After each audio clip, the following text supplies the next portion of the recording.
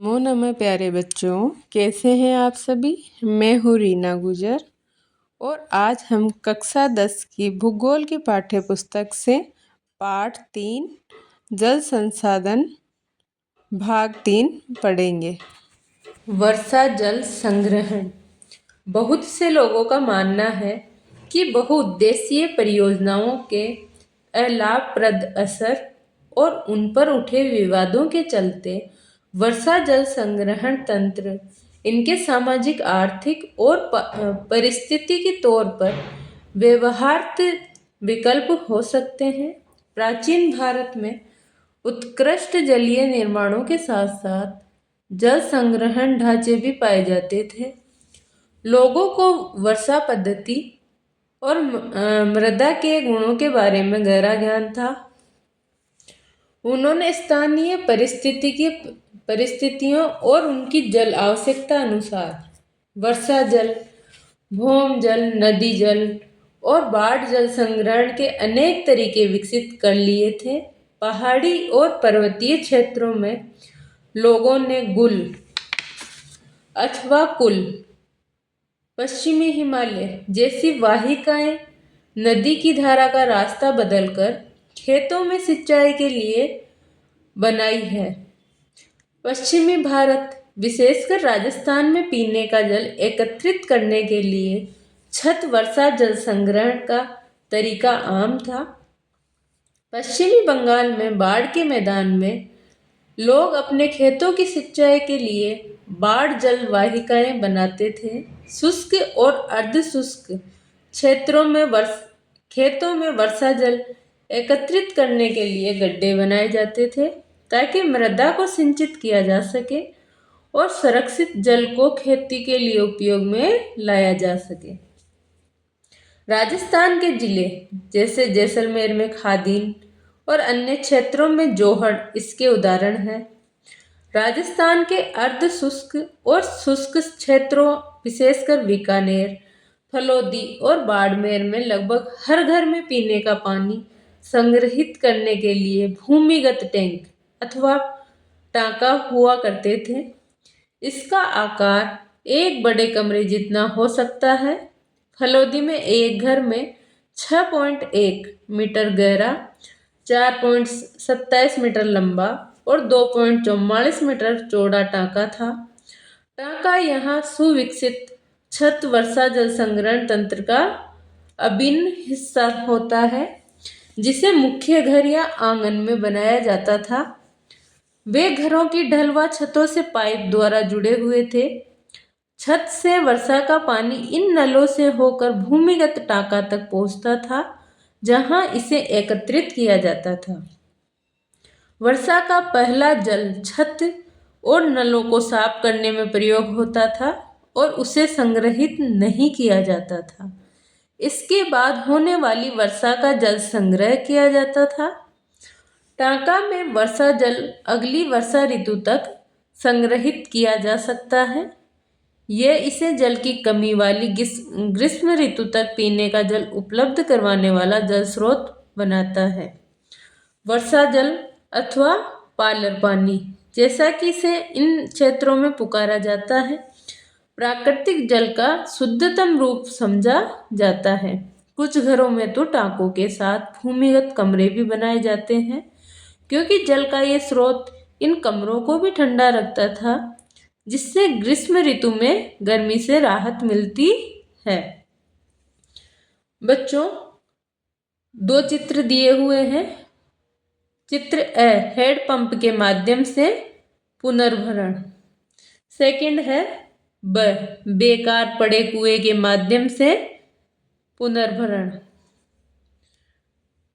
चित्र 3.4 छत वर्षा जल संग्रहण। पीवीसी पाइप का इस्तेमाल करके छत का वर्षा जल एकत्रित किया जाता है।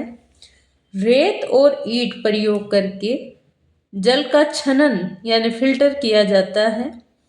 भूमिगत पाइप के द्वारा जल हौज तक ले जाया जाता है, जहां से इसे तुरंत प्रयोग किया जा सकता है।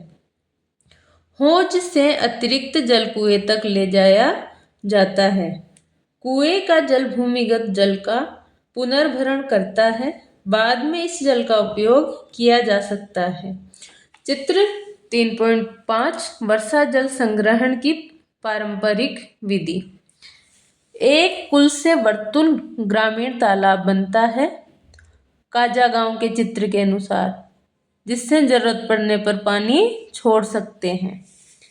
एक रोचक तथ्य, मेघालय की राजधानी शिलांग में छत वर्षा जल संग्रहण प्रचलित है। ये रोचक इसलिए है क्योंकि चेरापूंजी और मोनसिनराम जहां विश्व की सबसे अधिक वर्षा होती है, शिलांग से 55 किलोमीटर की दूरी पर ही स्थित है और यह शहर पीने के जल की कमी की गंभीर समस्या का सामना करता है। शहर के लगभग हर घर में छत वर्षा जल संग्रहण की व्यवस्था है। घरेलू जल आवश्यकता की कुल मांग के लगभग 15 से 25% हिस्से की पूर्ति छत जल संग्रहण व्यवस्था से ही होती है। यह दुख की बात है कि आज पश्चिमी राजस्थान में छत वर्षा जल संग्रहण की रीति इंदिरा गांधी नहर से उपलब्ध 12 मासी पेयजल के कारण कम होती जा रही है। हालांकि कुछ घरों में टांकों की सुविधा अभी भी है, क्योंकि उन्हें नल के पानी का स्वाद पसंद नहीं है। सौभाग्य से आज भी भारत के कई ग्रामीण और शहरी क्षेत्रों में जल संरक्षण और संग्रहण का ये तरीका प्रयोग में लाया जा रहा है।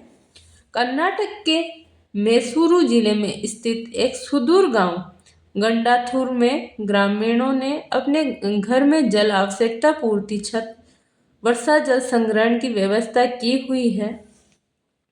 गांव के लगभग 200 घरों में ये व्यवस्था है और इस गांव ने वर्षा जल संपन्न गांव की ख्याति अर्जित की है। यहाँ प्रयोग किए जा रहे वर्षा जल संग्रहण ढांचों के बारे में अधिक जानकारी के लिए चित्र 3.4 को देखें। इस गांव में हर वर्ष लगभग 1000 मिलीमीटर वर्षा होती है और 10 भराई के साथ यहाँ संग्रहण दक्षता 80% है। यहाँ हर घर लगभग प्रत्येक वर्ष 50,000 मीटर जल का संग्रह और उपयोग कर सकता है। 200 घरों द्वारा हर वर्ष लगभग 10 लाख लीटर जल एकत्रित किया जाता है। चित्र 3.6 छत जल संग्रहण थार के सभी शहरों और ग्रामों में प्रचलित था। वर्षा जल जो कि घरों की ढालू छतों पर गिरता है, उसे पाइप द्वारा भूमिगत टांका के अंदर ले जाते हैं। भूमि में गोल छिद्र जो मुख्य घर अथवा आंगन में बना होता है। ऊपर दिखाया गया चित्र दर्शाता है कि जल पड़ोसी की छत से एक लंबे पाइप के द्वारा लाया जाता है। यहाँ पड़ोसी की छत का उपयोग वर्षा जल को एकत्रित करने के लिए किया गया है। चित्र में एक छेद दिखाया गया है जिसके द्वारा वर्षा जल भूमिगत टांका में चला जाता है। चित्र 3.7 देखिए। बांस ड्रिप सिंचाई प्रणाली। मेघालय में नदियों व झरनों के जल को बांस द्वारा बने पाइप द्वारा एकत्रित करके 200 वर्ष पुरानी विधि प्रचलित है। लगभग 18 से 20 लीटर सिंचाई पानी बांस पाइप में आ जाता है तथा उसे सैकड़ों मीटर की दूरी तक ले जाया जाता है। अंत में पानी का बहाव 20 से 80 बूंद प्रति मिनट तक घटाकर पौधे पर छोड़ दिया जाता है। चित्र 1 पहाड़ी शिखरों पर सदा नीरा झरनों की दिशा परिवर्तित करने के लिए बांस के पाइपों का उपयोग किया जाता है। इन पाइपों के माध्यम से गुरुत्वाकर्षण द्वारा जल पहाड़ के निचले स्थानों तक पहुंचाया जाता है।